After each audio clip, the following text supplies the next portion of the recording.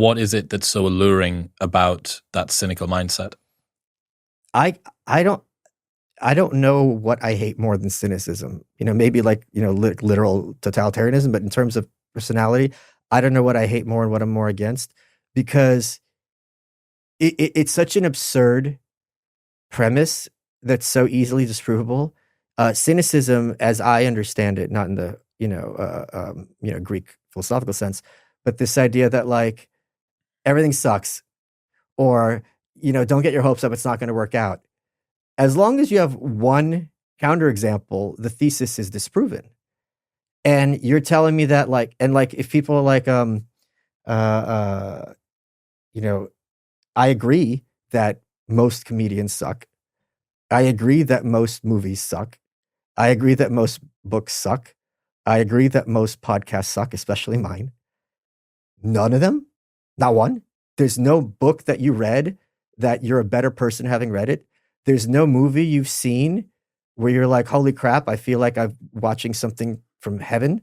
There's no song that you've ever heard that even when you hear it for the 20th time, it shakes your soul. None. And if you're that kind of person, that's on you. That means you are somehow guarded or damaged or something within. And I think there is an enormous amount of pressure. And from what you and I have talked about, it's, I guess, more prevalent in British culture than America. But there is a lot of pressure of, kind of just head down, go to the factory, do the work, don't hope for anything better. And it's just like, you don't have to become a king or a president or a CEO to improve, right?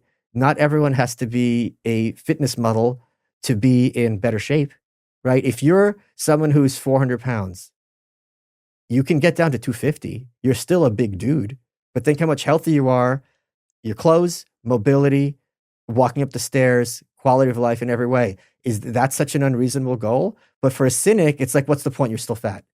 Well, yeah, you are, but come on, these are extremely different qualities of life. So I think it is a very non-rational, emotional perspective that tries to present itself as if it's realistic and cool-headed. It's like, oh, you're naive, you're a Pollyanna.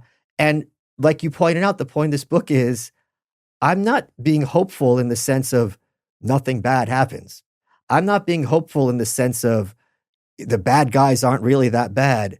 The extent of the depravity I was on my buddy Dave Smith. He's a very failed comedian, his podcast.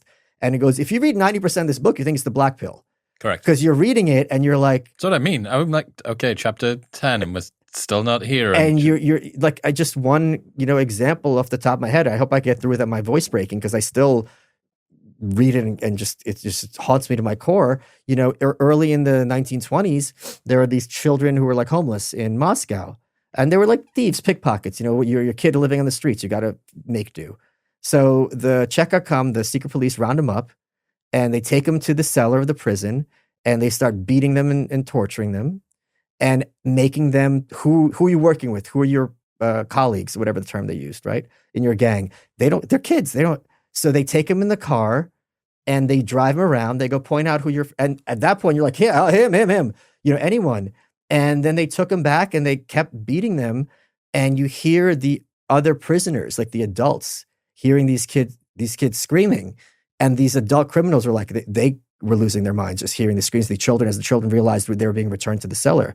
So when you hear about so there's no whitewashing in this book of how bad it gets, but people have this idea that like, there's no point in fighting because, it's inevitable that the bad guys are going to win, but they haven't, like, I'm here. If Hitler had his way, I'd be dead.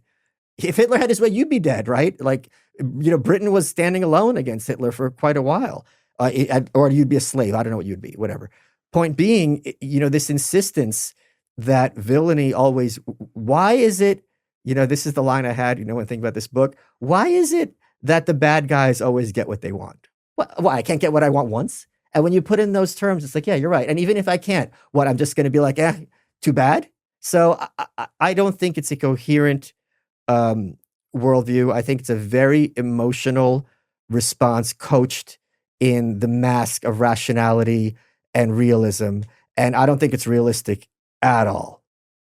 It's able to give people, it's a much more sort of pedestalized position to be in, right?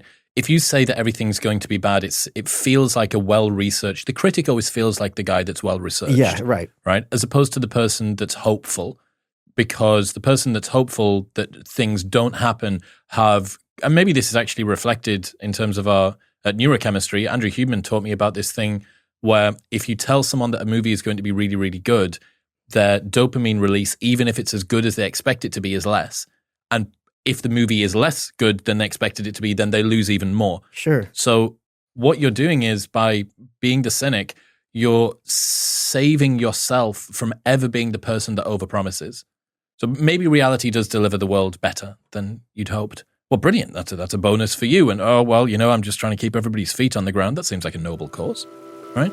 What's happening, people? If you enjoyed that, then press here for the full, unedited episode. And don't forget to subscribe. Peace.